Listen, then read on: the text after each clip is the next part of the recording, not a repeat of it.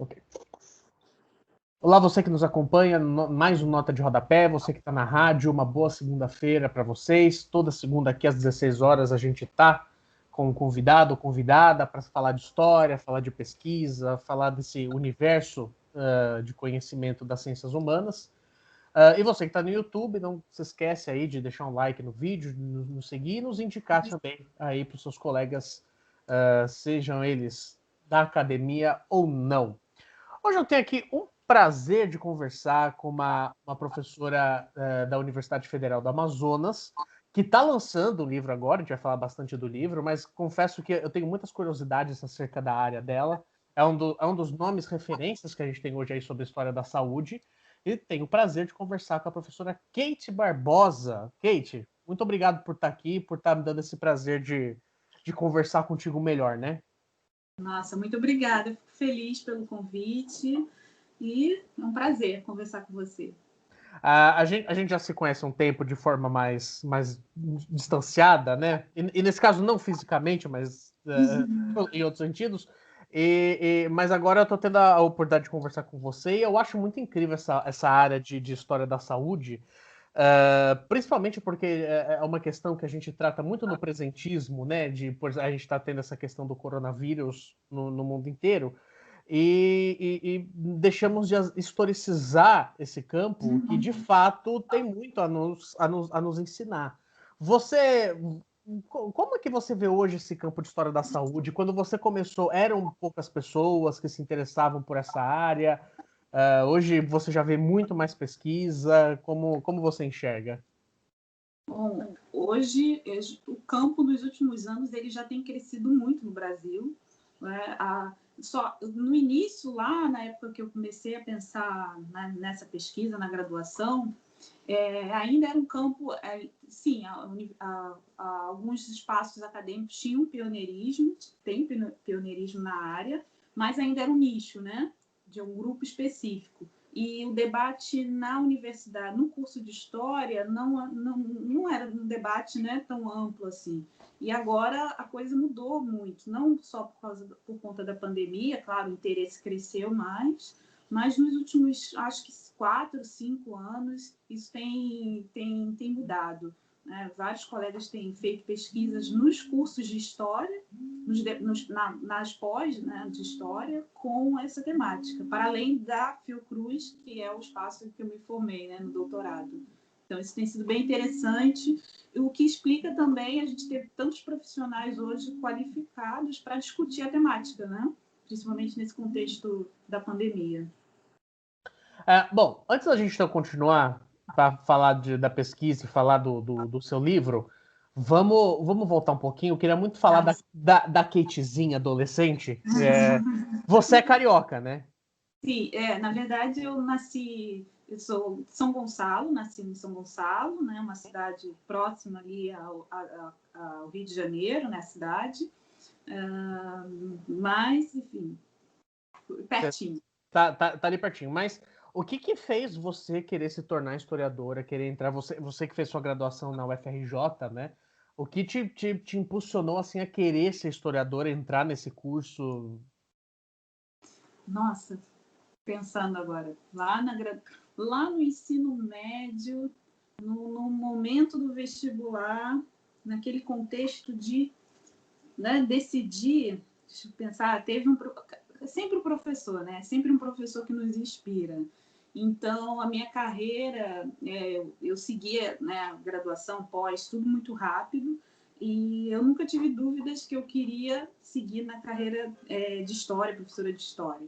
E lá no ensino médio, né, em 2000 deixa eu pensar, 2002, por aí, eu tive um professor maravilhoso, o professor Mariano, que dava aula sobre ditadura e toda aquela discussão fantástica e me inspirou. Ele era um professor inspirador naquele momento e me fez pensar, ele nos fazia problematizar, né, os conteúdos de história de forma crítica. Isso foi fundamental para que eu pensasse, né, a área como minha profissão, minha carreira, né? E foi isso que me inspirou a fazer história. A UFRJ foi um choque muito grande para ti, no sentido de que eu lembro, pelo menos quando eu entrei na graduação, assim, foi muito chocante ver que talvez o que eu entendia de história era os processos eram diferentes, o que é fazer pesquisa, o que é de fato ler historiografia, e como a UFRJ foi para você nesse sentido? Ah, foi um choque, claro, né? Até porque eu estudei a minha vida inteira em escola pública, né? O meu ensino médio foi um bom ensino médio, que foi na rede FATEC, na época que tinha muito investimento, então nós tínhamos professores qualificados, com mestrado, na época, um bom corpo docente. Ajudou. No entanto, entrar na universidade, UFRJ, sair de São Gonçalo, né, de uma outra realidade, uma cidade, né, periférica no estado do Rio de Janeiro, e estar naquele espaço acadêmico foi impactante. Do ponto de vista social, né, do ponto de vista da forma como se pensa a história, né? Então foi um desafio. Eu acho que não foi só impactante, como foi desafiador, foi um teste, né, pessoal muito grande em termos de superação. Então, foi muito impactante. Pensar como se produz o conhecimento, apesar de eu ter sido bons professores de história, mas o espaço universitário no início, principalmente no início da graduação, é muito difícil, né? A vivência. E interessante que você já começou a fazer pesquisa desde cedo, né? Assim, Você já começou a fazer iniciação científica e, curiosamente, na área de história da saúde, orientada pelo Flávio Gomes. na verdade, foi de escravidão. Escravidão. Isso, que o Flávio, naquele período, não trabalhava com saúde, né? Não é pesquisa ainda principal do Flávio. Então, eu iniciei a graduação trabalhando, né, com uma outra coisa. Uhum. Né? Assim que eu consegui a bolsa de PIBIC, né? Bolsa de Iniciação Científica. Ai, bons tempos, né, que isso existia. Nossa, não, aqui na UFAM ainda existe, ainda bem. Né? Vai contando, hein? Não se apega, não, hein? Então, a bolsa, aí eu deixei de fazer outra atividade, que 8 horas, porque eu estudava à noite na UFRJ, e passei a pesquisa com o Flávio 1 ano e meio depois, ou 2 anos depois do início da graduação. Então, isso foi fundamental também para pensar, né, o meu processo de produção de pesquisa, né, meu investimento lá depois que eu me dediquei ao mestrado e ao doutorado. Então, a pesquisa com o Flávio na área da escravidão no Brasil, né, e ele é um pesquisador muito generoso, né, o Flávio Gomes, vou citar o nome completo, né, do ponto de vista que nos ajuda, nos incentiva a entender o espaço de pesquisa, conhecer arquivos, metodologia, diversidade de fontes. Então, nesse sentido, foi uma experiência riquíssima, né? Ter vivido o PIBIC. Para mim foi fundamental, assim, um divisor de águas mesmo dentro da graduação, a experiência da iniciação científica. E como é que foi esse gatilho para você trabalhar com escravidão? E como é que foi a transição a partir dela para você começar a trabalhar com história da saúde? Que é um tema que você já trabalha há bastante tempo. Sim, sim. Eu pensei no projeto, minha monografia foi sobre isso, né? E o Flávio trabalha com, na pesquisa do Flávio, escravidão, e nós tínhamos acesso às pesquisas, nós tínhamos acesso, não, nós, um grupo, digo nós, porque era um grupo de PIBIC, né? Que participava, que a gente dividia o espaço do arquivo juntas, né? Algumas colegas pesquisadoras, que até hoje são minhas amigas. Então, era a Cúria Metropolitana do Rio de Janeiro, que são fontes paroquiais, né? Batismo, óbitos, casamentos. Então, nós tínhamos a função no início da pesquisa do PIBIC de levantar essa documentação e identificar os escravos, né? Os escravizados naqueles documentos. E uma coisa que me chamou muita atenção foram os óbitos, né? Então, as causas de morte que apareciam, né? Porque no século XIX, o registro da doença, né? A causa da doença que levou a pessoa, né, a falecer, ela era registrada nos óbitos paroquiais, né, na igreja. Então, isso era importante. Nem sempre, claro, a gente tem isso, né, para todos os escravos falecidos, mas eu comecei a ver um volume, né, de informações enorme. Não era interesse da época do professor Flávio, e eu comecei a pensar nesse campo, né? E aí eu conheci a Fiocruz, os trabalhos que ele já desenvolvia na pós-graduação, mas esse não era um debate dentro do curso de História na FRJ na época, né? Até que outro professor importante, outra professora, Marilene, que nos ofertou um curso de História do Brasil, e ela trouxe um pouco a historiografia produzida na Fiocruz.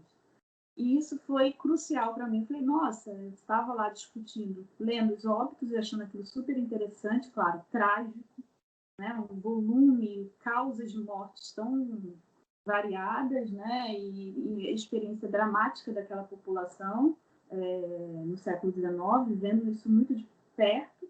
E também, ao mesmo tempo, estava tendo contato com uma historiografia no curso de História do Brasil Império a respeito de ciência, medicina, que a Marilene, na época, apresentou para a turma. E aí eu conheci o trabalho da Fiocruz e eu comecei a pensar e a projetar, né, construir, né, um projeto nessa área. Acho que é muito interessante quando a gente vai trabalhar com um tema talvez não tradicional, e eu entendo que para o período História da Saúde não era um tema tradicional, como você mesmo falou, assim, não era uma discussão na UFRJ, de que a gente pensa certos gatilhos para pensar nisso. Você viu um certo campo assim, olha, é um campo que está muito em aberto, não tem muita gente trabalhando com isso, talvez profissionalmente é um caminho interessante para mim. Ou foram questões mais intrínsecas da pesquisa que te deu assim um chance e foi, nossa, eu quero passar uns bons anos trabalhando em cima disso daqui. Como é que foi a sua relação nesse início com um tema não tão tradicional, assim, e as dificuldades, principalmente? Não era um tema tradicional. Eu lembro de um outro trabalho muito importante para mim, que foi da Cláudia Rodrigues, professora Cláudia Rodrigues, se eu não me engano, não vou lembrar, ela trabalha no Rio de Janeiro, agora esqueci a universidade, me perdoe, Cláudia. Bom, ela trabalha com a morte, né, a secularização da morte. E aí eu fiquei nisso porque eu estava analisando óbitos, né, um volume de registros de óbitos absurdo. Mas eu queria, né, não exatamente pensar do ponto de vista cultural o processo da secularização da morte. A Cláudia faz isso muito bem. E me chamou a atenção a questão da saúde, né, a questão da doença, a questão desse processo, que doenças eram aquelas, como a gente podia entender o contexto, o cotidiano, né, que levou, né, aquela morte, né, muitas vezes trágica de boa parte daquela população. E eu acho que foi intuitivo, não pensei que seria um campo, naquele momento eu não pensei, né, que poderia ser um campo aberto, né, e aí com muitas possibilidades, mas eu acho que foi mesmo olhar para aquele cenário de saúde e pensar, não, o que está acontecendo aqui?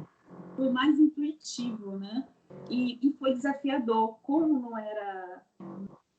não era muito comum na nossa área discutir história da saúde, lá na FRJ, eu me senti desafiada a pensar aquela discussão, trabalhar com aquilo. Acho que eu trabalho muito motivada, né, com esses desafios. Eu não conheço, então eu vou tentar desbravar esse campo. Mas foi assim. Você teve muita resistência, assim? A gente sabe que o meio acadêmico é meio complicado às vezes. E talvez novos temas geram certos desconfortos, se eu posso assim dizer. Você teve resistência, assim, críticas que você achava que talvez extrapolava a pesquisa em si e atacava muito mais o tema ou as possibilidades? Ou foi tanto a UFRJ quanto a Federal Rural, onde você fez o seu mestrado, foram bem abertos, assim, nesse sentido? Eu tive sorte, né? Eu acho que tem colegas em outros estados que, quando querem trabalhar com a questão, devem ter sentido essa resistência. Mas eu tive muita sorte, né? Eu fui muito feliz no Rio de Janeiro, porque eu fui travando, né, estabelecendo um diálogo com pessoas que já tinham interesse na área, né? O professor Flávio Gomes, como ele sempre foi muito generoso, ele sempre respeitou muito a autonomia do pesquisador, né, do seu aluno como pesquisador do seu projeto. Então, claro, eu cheguei com um tema, né, com um projeto até então que ele não desenvolvia, e ele topou na hora, e a gente seguiu esse projeto para o mestrado, com a orientação, e no mestrado fui orientada por ele, mas tive outro colega, né, outro professor, o Álvaro Nascimento, que aceitou, topou na hora também o desafio, e porque o meu tema ele é interdisciplinar, né, escravidão e saúde. Então, a gente tinha naquele momento um trabalho interessantíssimo lá do UFRJ, do Marcelo de Assis, sobre mortalidade escrava. A gente tinha alguns capítulos, alguns pontos de livros, né? Alguns capítulos de livros que se dedicavam a esse tema, mas não, né, integralmente. E era um tema muito interessante naquele momento. Então, as pessoas com que eu dialoguei na UFRJ, né, na Federal Rural do Rio de Janeiro, o meu projeto foi muito bem recebido. A gente já tinha discussão na época na Unicamp também, né, até pelo peso do Sidney Chalub em relação, né, à questão da saúde. Então, foi um momento favorável, né? Eu acho que eu não senti essa resistência desafiador no processo da escrita. Isso sim, isso aí Isso eu imagino. Você citou o professor Álvaro Pereira, que é autor de um livro que eu adoro, que é A Ressaca da Marujada. E interessante que eu queria muito que você falasse dessa relação com orientadores, assim, porque eu acho que você teve três pessoas bem diferentes, assim, que é o Flávio, o Álvaro Pereira e depois a Maria Fonseca, né, na Fiocruz. Em três instituições que são muito diferentes. Eu acho que principalmente a Fiocruz, porque você não está falando de fato de uma faculdade de humanas, né? Você está lidando com um outro campo que tem essa abertura aí para a história das ciências. Como é que foram, assim, o que impactou de diferente esses diferentes orientadoras, na tua pesquisa, assim? Você consegue dizer de contribuição de cada um de aspectos diferentes? Nossa, vários. Tenho até medo de deixar de citar alguns. Cita, cria problema mesmo, Kate, cria treta. Faz eles ficarem bravos, te ligar, cobrando satisfação. A hora é agora. Ótimo, Jonathan.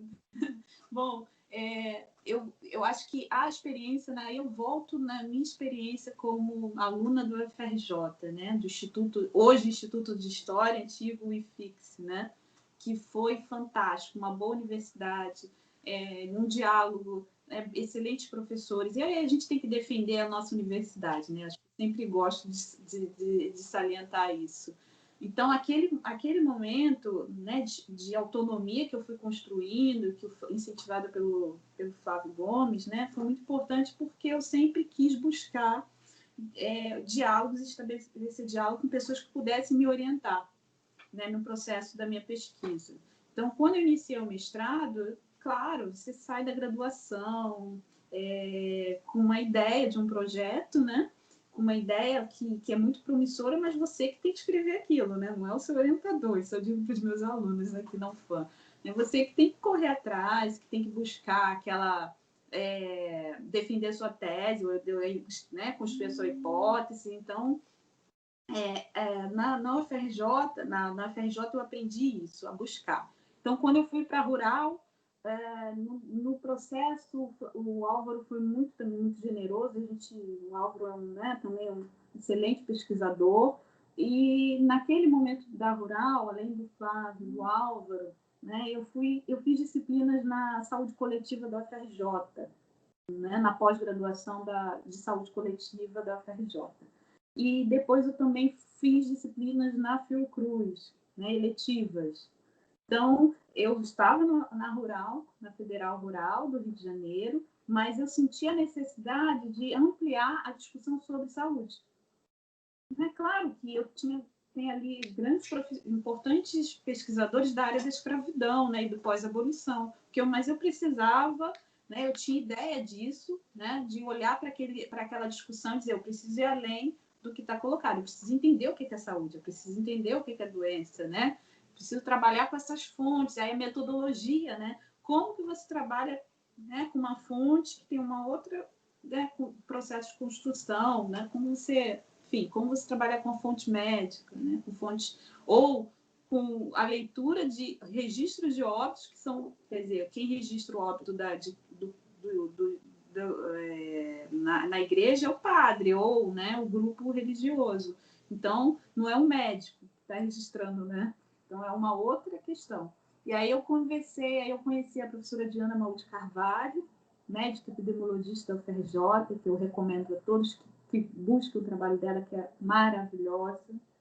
Conheci a professora Dilene Nascimento, da Fiocruz, a professora Tânia Pimenta. Então, assim, eu fui estabelecendo esses diálogos e me tornei aluna, né, dessas professoras maravilhosas, né, e que aprendi muito. O que me fez amadurecer o meu projeto, amadureci o meu projeto para chegar ao doutorado na Fiocruz. Então, eu citando, né, de Ana Maúde Carvalho, de Lênia Nascimento, Tânia Pimenta, e depois eu fui conhecer a minha orientadora, né, a Maria Raquel Fonseca, né, já no doutorado. E você agora, como professora da Federal do Amazonas, eu não sei se já terminou, se ainda está em curso, ou uma matéria que você está oferecendo sobre história da saúde, né? Como é que está sendo essa experiência? Porque talvez seja algo que não tinha tanta abundância assim no seu tempo de graduação, uma matéria específica sobre história da saúde ou temas parecidos. Como é que está sendo essa experiência, a recepção dos alunos? Como é que você está sentindo? E até para você mesmo, né? De poder fazer uma matéria dentro desse recorte. Não, está sendo ótimo. Os alunos, claro que a gente tá focando um pouco em pensar até mesmo, né, esse contexto da pandemia, mas essa disciplina que é remota, né? A gente está aqui no trabalho remoto também. E, né, eu abri 25 vagas, mas se eu tivesse feito 50, a gente teria 50 alunos, né? Então, o interesse foi grande. E os alunos trazem muitas questões, né? Porque a questão presente é essa, né? Como lidar com esse cenário de pandemia, e a partir disso a gente vai pensando outros temas da área, né? Mas essa disciplina eu já ofereci em talvez em 2016 ou 2017, quando eu cheguei na UFAM presencial, né? Eu tenho uma disciplina, a gente tem uma ementa para pós-graduação também, e também na área de História da Saúde, que eu ainda não ofertei. Mas já foi feito uma vez aqui presencial, né? E a gente recebeu na época, no curso de graduação, metade da turma era da medicina, da faculdade de medicina. Então foi muito legal. Foi muito legal ter alunos. Então, existe interesse. Né? Antes da pandemia, eu percebo isso, que já existe um interesse de a gente pensar essa temática nos últimos anos. Né? Claro que agora esse interesse, né, isso explodiu, mas os alunos é um campo de pesquisa ainda inexplorado. Assim, a gente tem aqui na UFAM pessoas que trabalham com saúde, né, nos seus mestrados, que fizeram pesquisas de mestrado, mas é um campo ainda com muitas possibilidades. Acho que o aluno que olhar para esse campo dessa forma, né, vai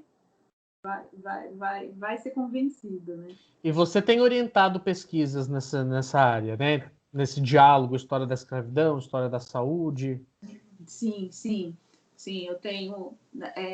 Na verdade, eu não tenho orientado mais na área da escravidão, né, no Brasil. Tenho orientado, né, na discussão de história da África. Mas eu tenho dois alunos, um aluno que trabalha com malária, aqui em Manaus, que está discutindo a história da malária em Manaus, né, no início do século XX, e tem outros dois alunos, outro aluno que trabalha no mestrado, atenção no mestrado, né, que trabalha com a literatura moçambicana, com o autor Ngulani Bacacossa, E tem o outro que defendeu agora o mestrado com literatura angolana, né? Luandino Vieira, que trabalhou com a obra de Luandino Vieira. Você trabalha em espectros bem amplos, né? Sim, porque eu gosto muito da literatura, né? Eu gosto muito de literatura. Então, uma parte da discussão da aula de História da África, a gente usa muito a literatura, e eu já fiz um grupo de estudos pensando a literatura, né? Literatura angolana, moçambicana, e isso, né? Aí tem uma questão também, né? Um acesso à discussão com a literatura, o aluno tem acesso à fonte, né? Então, né? Você consegue trabalhar isso mesmo sem viajar, ou se tem acesso a alguns arquivos, estando no Amazonas, né, no estado que a gente não tem acesso a alguns arquivos que poderiam ser utilizados para uma discussão de história da África. Né? Então, a literatura, que é uma paixão, também, né, eu acho que nisso vai chegando, né? Nesse trabalho interdisciplinar, olha só, eu me envolvo com projetos diferentes, mas que hora ou outra dialogam. Eu acho sensacional, porque eu acho que uma das coisas que a gente tinha que muito rever na nossa cultura acadêmica é essa ideia de que a gente parece que cada vez vira mais um micro especialista dentro de uma coisinha, e a gente não pode falar sobre absolutamente mais nada fora daquela caixinha que as pessoas às vezes nos colocam, né? E o que eu achei interessante, porque o que me chamou assim, a atenção a querer entrar no campo de estudos de história da África foi, de fato, a literatura. Um livro que marcou minha vida, que foi o do Ancoléu, o Menino Fula, do Amadou Rampatebá. Eu acho interessante você falar isso, porque assim, você poderia, de fato, assim, se acomodar numa certa área em que poxa, que você se fez pesquisadora, assim, mestrado, doutorado, e é reconhecida por isso, e você explora muito isso. Como é que você vê, assim, essa necessidade da historiadora, do historiador, de se movimentar em temas e explorar? O que essa interdisciplinaridade muda em você como historiadora? Eu acho que isso nos dá sensibilidade, né? De construir os nossos projetos, de olhar para aqueles cenários de uma forma diferenciada, produzir análises mais densas, né, com mais não digo, densas e com mais seriedade, mais paixão, né, talvez, né?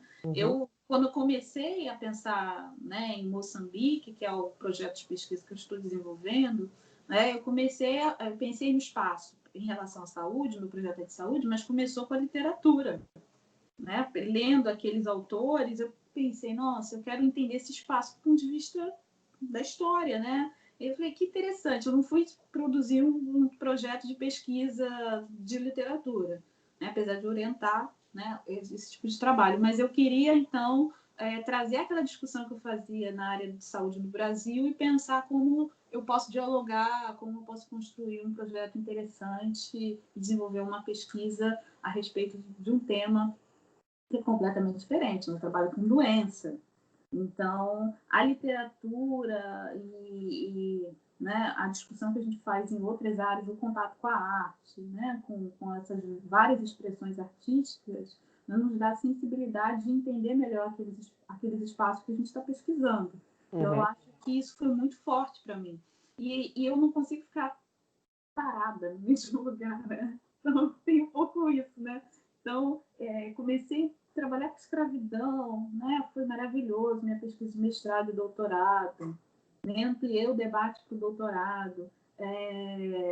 Poderia ter ampliado o debate para a escravidão no Amazonas, né? Mas, de fato, nunca foi o que eu desenvolvi aqui. Né? Nunca foi meu interesse, porque eu queria novos desafios naquele momento, né? Quando eu entrei na universidade na área de História da África. Então, já que eu entrei nessa área de História da África, então eu vou, né, mergulhar nesse campo. Né? Eu vou me intrometer na área. Né? Eu acho sensacional essa inquietude que você fala, né? Porque, de fato, a gente. Isso assim, eu vejo muita gente que às vezes requenta o mesmo assunto por algumas décadas, assim, e se sente muito confortável. Talvez é uma certa cultura que a nossa geração está mudando, está repensando, está vendo que talvez seja interessante mudar e que, de certa forma, encontra uma certa resistência, né? Fala, pô, como assim? Você agora quer ficar falando disso? Você trabalha com isso, não mude. Como é que você está pensando agora para suas próximas pesquisas? E aí, totalmente no campo especulativo, tá? Porque eu sei que estou falando de coisas que não começaram. Você pensa em integrar a questão de literatura, saúde, África, ou você já está pensando em algumas outras áreas? Como é que está lidando o diálogo de tudo isso para suas pesquisas por vir? Nossa, É para te complicar mesmo, Kate. Complicou. Não, essa questão da literatura e saúde, eu lembro de um curso que foi ofertado numa universidade portuguesa, que era assim, literatura e saúde. Então, eles estavam lendo clássicos da literatura europeia, né? E tinham base lá, que era a discussão da medicina, da saúde. Eu pensei, nossa, eu vou fazer alguma coisa aqui não fã do tipo. Entendeu? Então, assim, tem né, textos, romances, grandes romances, que tem essa discussão da medicina né, como objeto central e como tema central, né? Então, eu falei, fantástico, vou fazer isso em algum momento aqui na universidade. Agora você fez essa provocação. Você vai deixar eu assistir sua matéria quando você fizer? Vou. Eu te convido. Tá. Só se você der uma palestra junto comigo. Eu não tenho nada para acrescentar. Você que que manda nesse assunto aí. A gente constrói. E aí eu pensei um pouco nisso, mas agora o meu projeto é concluir ainda a minha pesquisa, né? Que a pandemia atrasou bastante, né? Muitas coisas. Curiosamente, a pandemia está atrasando a pesquisa com saúde, né? É difícil, né, para quem trabalha com saúde, olhar para esse cenário e não enlouquecer um pouco mais, né, do que já é, né? Então, pensar também nas questões, em projetos futuros voltados na área da saúde, né, que eu acho que a gente vai ter muita coisa aí para discutir do ponto de vista, eu sempre chamo a atenção dos meus alunos, né? A gente tem o tema da pandemia, mas aí tem vários recortes que a gente pode fazer nessa discussão, né? Olha, qual é o impacto da pandemia nos profissionais do ponto de vista da história, né? Sem falar de outras áreas. Como que, né, as universidades estão, em termos de instituição, produção de novas pesquisas, o que é a doença, né? O termo, né? O debate inicial aí da pandemia, se era Covid, se era doença X, se era... Qual o nome que dá, qual a importância disso, né, para o historiador pensar? Então, a gente tem várias questões colocadas pela pandemia e que são importantes, que vão ser exploradas futuramente, né? Eu não trabalho com história do tempo presente, não pretendo construir um projeto sobre Covid-19, mas essas questões do presente nos ajudam a refinar os nossos, né, melhorar os nossos projetos de pesquisa voltados para a saúde, porque a gente tem que entender como que a gente nomeia, né? Por que é Covid, por que não chamar mais de determinado nome, o papel do governo na resistência de aceitar a doença, o investimento público. Para a história, assim, um conjunto de questões que ajudam a gente a olhar para uma determinada doença ou epidemia, né, do passado e também buscar, né, caminhos interessantes para produzir conhecimento, para construir um projeto de pesquisa. E aí essa inquietude eu levo muito para os meus alunos, né? Meu aluno do curso de História, a primeira coisa que eu disse para ele, o Márcio, daqui a pouco ele vai assistir, né, provavelmente a apresentação, e eu disse, você tem que fazer uma disciplina na Fiocruz, né? Ele fez na Fiocruz aqui do Amazonas. Tem que conhecer o trabalho dos colegas, então a gente tem que conhecer o trabalho dos colegas da saúde, né, que estão produzindo em outras áreas, para a gente entender, né, um pouco melhor produzir um pouco de forma melhor o nosso trabalho de história. Não, com certeza. Bom, já vamos aproveitar então agora para falar que anunciar que você está lançando um livro que creio eu que é resultado da sua pesquisa de dissertação do mestrado, né? que se chama Doença e Cativeiro, um estudo sobre mortalidade e sociabilidades escravas no Rio de Janeiro, 1809 a 1831, que está sendo lançado pelo CRV. Vamos falar então um pouco dessa obra. Quem está assistindo agora no YouTube, vou colocar aqui a imagem do livro para vocês darem uma olhada na capa. Já está à venda, todo mundo pode adquirir pela editora CRV. Como é que a dissertação virou um livro? Como é que foi esse processo? E como é que você está vendo nascer essa criança? Nossa, estou muito feliz. Pena que não posso compartilhar esse momento fisicamente com os colegas, né? Bom, o livro foi, né, o trabalho de mestrado, né, é o trabalho de mestrado, que foi orientado, né, pelo Álvaro Nascimento e co-orientado pelo Flávio Gomes, né, e teve aí a contribuição de banca da professora Diana Maú, da professora Tânia Pimenta. Então, gosto de citar porque elas foram muito importantes para pensar como construir essa discussão de doença e sociabilidade, né? Uhum. Então, é um projeto voltado, o tema é escravidão no Brasil, no Rio de Janeiro, especificamente na cidade do Rio de Janeiro, e que a doença me levou a pensar as sociabilidades escravas naquele contexto, né, no início do século XIX.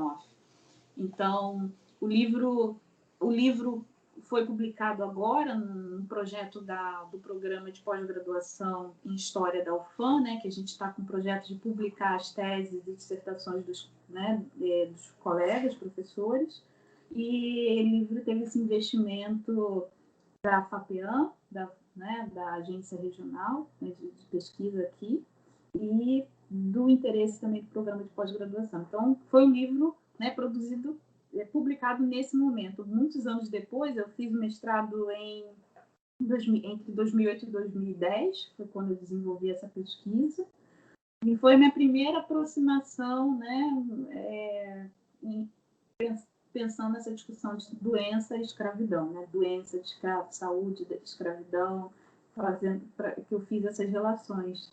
E aí o projeto tem prefácio, eu quero destacar que tem prefácio da professora Patrícia Teixeira, né? Patrícia Teixeira Santos, maravilhosa, foi muito generosa.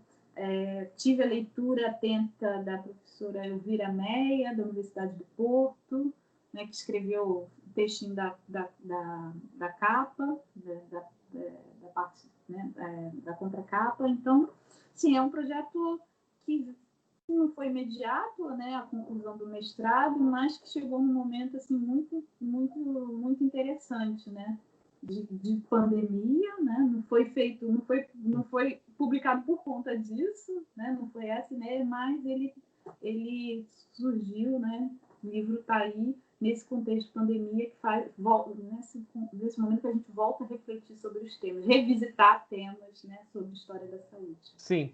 E me fala como é que nasceu a pesquisa, a partir de quais fontes, como é que essa sementinha tinha sido plantada?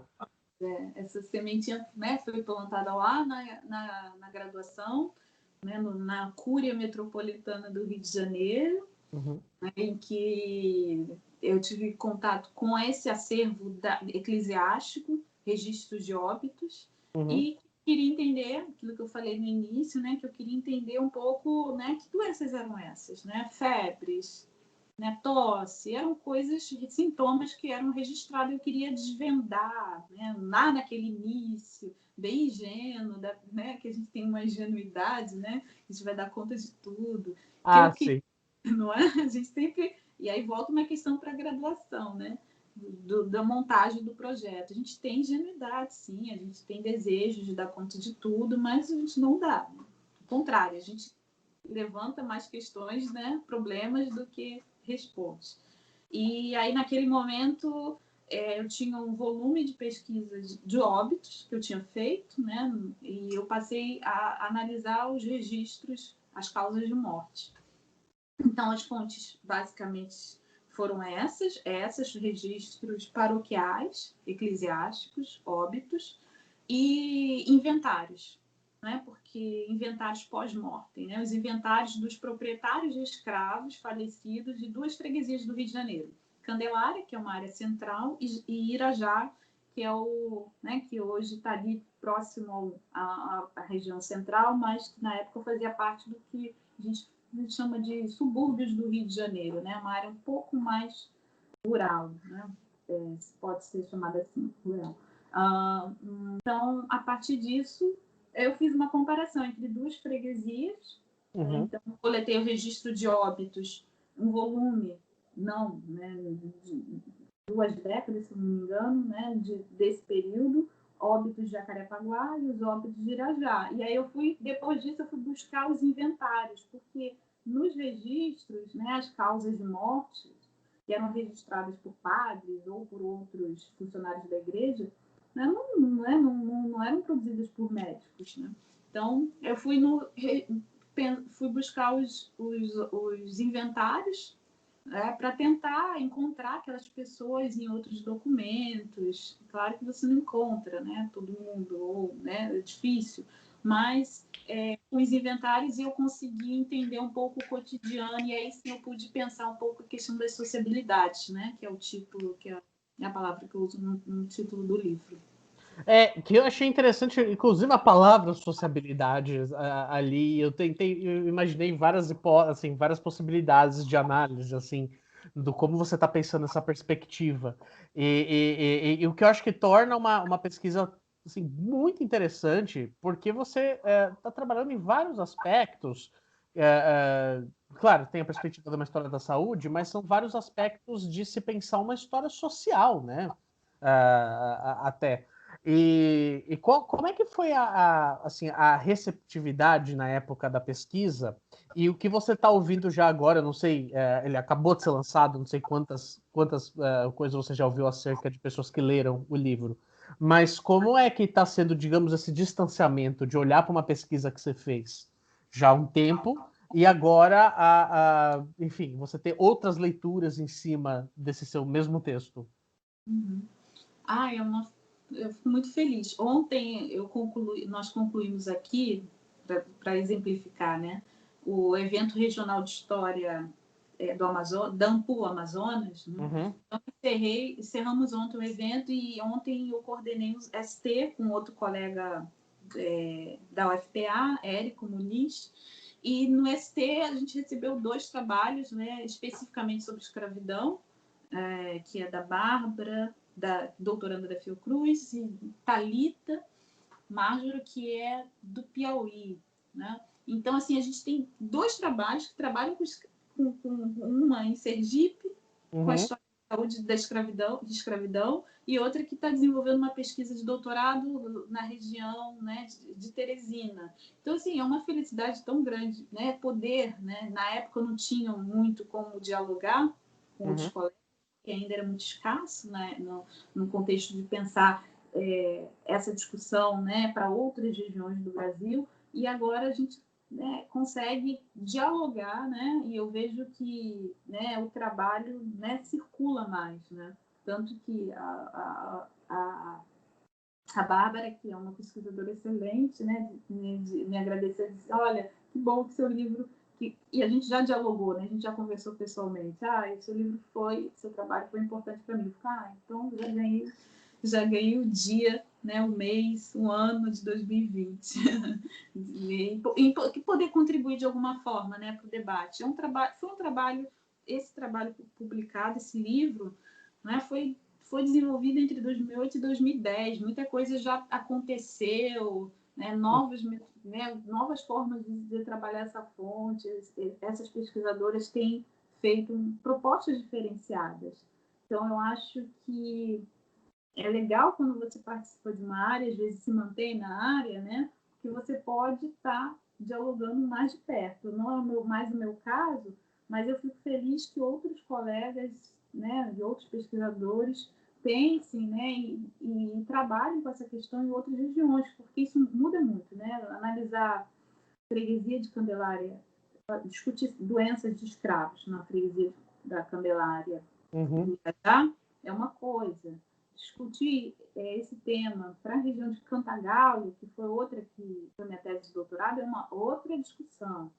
E o que elas me apresentaram ontem, essas pesquisadoras no evento da Ampu, elas trazem elementos, trazem questões para pensar sociabilidades escravas muito diferentes, né, que são muito interessantes também para a gente pensar a complexidade do universo, né, das experiências escravas no Brasil, e que o modelo que eu produzi de análise não pode ser o mesmo, né, que você vai usar para trabalhar com, né, Piauí, ou Sergipe, ou Amazonas, né, ou Manaus, pensando aqui. Né? A gente tem que pensar o contexto de sociabilidade, a gente tem que investigar isso, né? Como essas relações estão sendo construídas no tempo e no espaço, que são diferentes.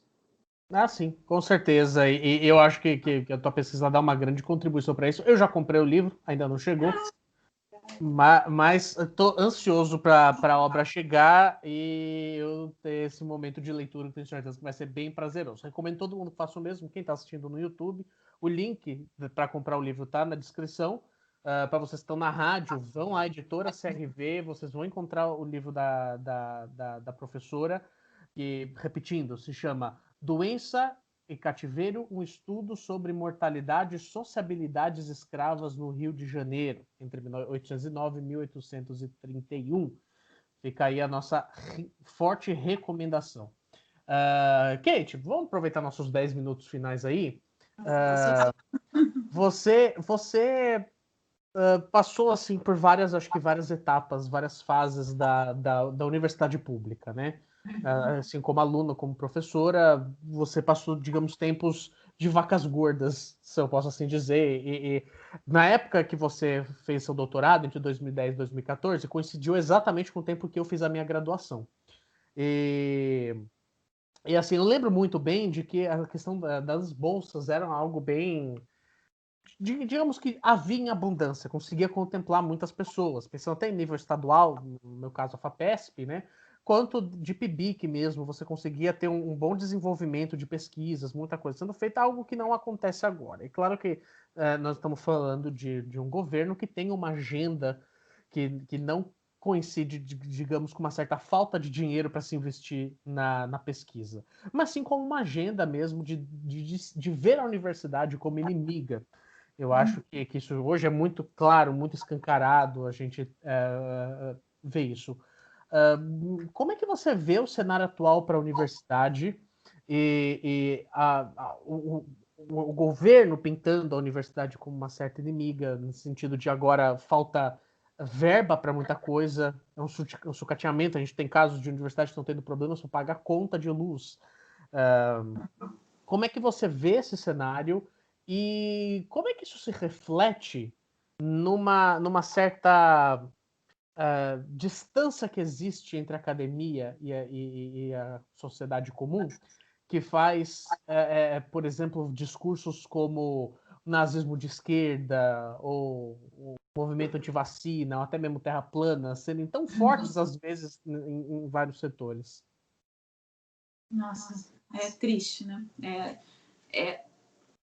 É um cenário, né, para todo o Brasil, de forma geral, né, terrível, e porque eu sou produto, né, a minha, hoje, esse lugar que eu ocupo, eu acho que eu sou produto desse investimento público, né? Tenho certeza disso, né? Porque eu estudei desde o ensino médio numa excelente escola, na época FATEC, né, que depois teve um sucateamento, né, um processo, né, de crise, mas a FATEC, quando ela surgiu, foi criada, né, do âmbito federal, foi um investimento pesado e foi muito importante para a minha formação no ensino médio. Na graduação, eu estudei numa universidade maravilhosa, né, a UFRJ, mas a bolsa foi essencial para a minha permanência, né, sobrevivência ao ensino superior, né, à graduação no curso de História. Então, eu tive recursos públicos de investimento e, né, no mestrado eu tive bolsa. Então, minha carreira foi, né, de 2013 a 2008 na graduação, de 2008 a 2010 no mestrado, eu fiz uma colinha aqui. 2010 a 2014, porque eu não sou assim, né, tão boa com essas datas. 2010 e 2014, como você falou, na graduação. Então, foi um processo contínuo de permanência, né, de permanência no espaço universitário, né? E todo esse momento, todo esse período de formação com investimento público. Então, eu defendo muito isso. Então, o meu discurso de defesa, né, da universidade pública é um discurso real, porque eu usei, né? Eu usei que parte da minha experiência, né? A gente se lembra da experiência, né, do conceito do Thompson, né? A minha experiência como sujeito, como aluna, como, né, bolsista, foi essencial. Então, com a escassez desse recurso, se isso tivesse ocorrido na minha graduação, eu provavelmente não estaria aqui, não é? Ocupando esse espaço na UFAM, né? Na Universidade Federal do Amazonas. Então, eu acho que a gente tem que lutar, continuar, né, os professores, né, somos resistência, né, nesse espaço, somos alvo de ataques porque fazemos denúncia, né, contra isso, e profissionais, e eu posso dizer que eu conheço essa outra realidade, que a falta de recurso ela realmente vai criar, né, uma distância, né, de boa parte da população para esse mundo acadêmico privilegiado, né, que muitos ainda que ainda é privilegiado para muitas pessoas. Então, a ampliação, o acesso, né, a ampliação do acesso à universidade com bolsa e com investimento, né, para todos os segmentos da população, isso faz diferença, isso fez diferença. Nós ainda estamos resistindo porque a gente teve nos últimos, talvez, 10 anos, 15 anos, um número de alunos muito diferentes, né, se formando na universidade. Então, pessoas, colegas como eu, com a minha trajetória, a gente tem um olhar diferente do que é, qual a importância de uma bolsa de iniciação científica, né, ou de um recurso de uma bolsa de mestrado, de doutorado para um aluno que precisa se dedicar integralmente. Então, todo mundo está com muito medo, né? A gente sente muito medo, né, dos ataques, mas a gente vai resistir. Essa é a ideia. Bom, quem tiver interesse, quem está vendo no YouTube, o @, da Kate está aí na descrição para segui-la no Instagram, sempre com excelentes dicas de vinhos. Enfim, acompanhe o trabalho dela, o que ela faz na Federal do Amazonas. É muito importante a gente conhecer as universidades federais, o que está sendo feito nas universidades federais em todos os cantos do Brasil. Não, a gente acaba ficando muito num eixo, no sul-sudeste, e a Universidade Federal do Amazonas tem um trabalho incrível, é um lugar que eu tenho muita vontade de conhecer. E, enfim, é lá que agora é o Centro Mundial de História da Saúde que a Kate está desenvolvendo. Kate, muito obrigado por esse papo que a gente bateu. Gostei muito de conversar com você, conhecer mais do seu trabalho e que eu espero que ganhe assim mais holofotes, mais olhares e que o que você vem desenvolvendo lá na UFAM seja de fato referência aí para outros lugares também que vão pensar essas interdisciplinaridades de forma super interessante, como você pensa. Jonathan, muito obrigada. Nossa, eu fico muito feliz em contribuir de alguma forma, né, para o canal e poder divulgar meu trabalho, e ter conhecido você, a gente nessas parcerias virtuais, né? Então, né, tem um lado bom desse momento pandêmico, é isso, né? Os nossos contatos, os contatos que a gente tem estabelecido, diálogo com pesquisadores sérios. O seu trabalho é maravilhoso, né? Já tive a oportunidade de conhecer e ouvi-lo. Então, você foi colocado meio que numa roubada, né? A Kate teve que ser chamada de última hora para comandar uma palestra lá. E foi ótimo, já tem vários alunos que trabalham com futebol, que querem discutir isso. Então, assim, tem alunos assistindo o seu canal, então é muito bom.